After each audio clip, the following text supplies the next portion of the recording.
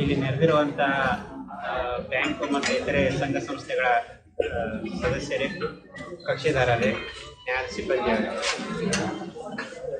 ಈ ವರ್ಷದ ಕೊನೆಯ ಲೋಕ ಅದಾಲತನ್ನ ರಾಷ್ಟ್ರೀಯ ಲೋಕ ಅದಾಲತನ್ನು ಇವತ್ತು ನಾವು ಹಮ್ಮಿಕೊಂಡಿದ್ದೀವಿ. ಬಹಳ ಸಂತೋಷದ ಸಂಗತಿ ಅಂತಂದರೆ, ನಮ್ಮಲ್ಲಿ ಸಬ್ಸ್ಟ್ಯಾಂಟಿವ್ ಮ್ಯಾಟರ್ಸ್ ಅಂತ ನಾವು ಹೇಳ್ತೀವಲ್ಲ, ಹಳೆಯ ಸೂಟ್ಗಳು ಮತ್ತು NI ಕ್ರಿಮಿನಲ್ ಕೇಸಸ್ಸು, ಇದು ಹೋದ ಸರಿಗಿಂತ ಈ ಸರಿ ಡಬಲ್ ಆಗಿದೆ. ಆಲ್ಮೋಸ್ಟ್ ಈ ಸರಿ 750 ಅವೇ ಸಬ್ಸ್ಟೆಂಟಿವ್ ಮ್ಯಾಟರ್ಸ್ ಪೆಂಡಿಂಗ್ ಡಿಸ್ಪೋಸ್ ಆಗ್ತಾ ಇದ್ದಾವೆ. ಇದಕ್ಕೆ ಇಷ್ಟು ಕೇಸ್ಗಳು ಇವತ್ತು ಐಡೆಂಟಿಫೈ ಆಗಿರೋದು, ಇನ್ನೂ ಹೆಚ್ಚು ಇವತ್ತು ಆಗ್ತವೆ. ಇಲ್ಲಿವರೆಗೆ ಐಡೆಂಟಿಫೈ ಆಗಿದ್ದು ಮಾತ್ರ 750.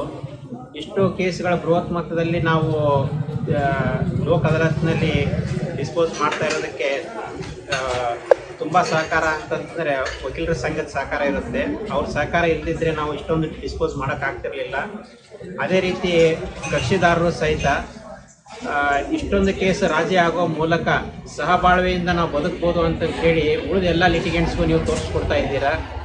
ಇಲ್ಲಿ ರಾಜಿ ಆದಂಥ ಅನುಭವನ ನೀವು ಬೇರೆಯವ್ರಿಗೂ ಹಂಚ್ಕೋಬೇಕು, ಮತ್ತು ಅವ್ರಿಗೂ ಸಹಿತ ರಾಜಿ ಆಗೋದು ಲಾಭ ಏನಿದೆ ಅಂತ ನೀವು ಸಹಿತ ನಿಮ್ಮ ಊರಲ್ಲಿ ಅಥವಾ ನಿಮ್ಮ ಮತ್ತೆ ಯಾರಲ್ಲಿ ಲಿಟಿಗೇಷನ್ಸ್ನಲ್ಲಿ ಇದ್ದವ್ರಿಗೆ ಹೇಳಿಬಿಟ್ಟು ಹೆಚ್ಚೆಚ್ಚು ಪ್ರಕರಣವನ್ನು ರಾಜಿ ಮಾಡಿಸ್ಕೋಬೇಕಂತ ಹೇಳಿ ನಾನು ನಿಮ್ಮಲ್ಲಿ ಕೇಳ್ಕೊತೀನಿ.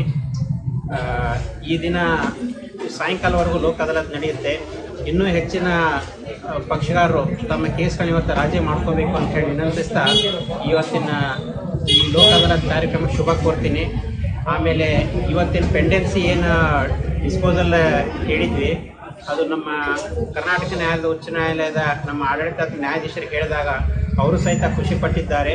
ಮತ್ತು ವಕೀಲರ ಸಂಘಕ್ಕೆ ಮತ್ತು ನನ್ನೆಲ್ಲ ನ್ಯಾಯಾಧೀಶ ಸಹೋದರ ಸಹೋದರಿಯರಿಗೂ ಸಹಿತ ಕಂಗ್ರ್ಯಾಚುಲೇಷನ್ಸ್ ಹೇಳಿದ್ದಾರೆ. ಅದನ್ನು ನಾನು ಈ ಸಂದರ್ಭದಲ್ಲಿ ಎಲ್ಲರಿಗೂ ತಿಳಿಸ್ತಾ ಇವತ್ತಿನ ಕಾರ್ಯಕ್ರಮ ಸಫಲ ಆಗಲಿ ಅಂತ ಹೇಳಿ ಹಾರೈಸ್ತಾ ಒಂದೆರಡು ಮಾತು ಮುಗಿಸ್ತೀನಿ. ಜೈ ಹಿಂದ್, ಜೈ ಕರ್ನಾಟಕ.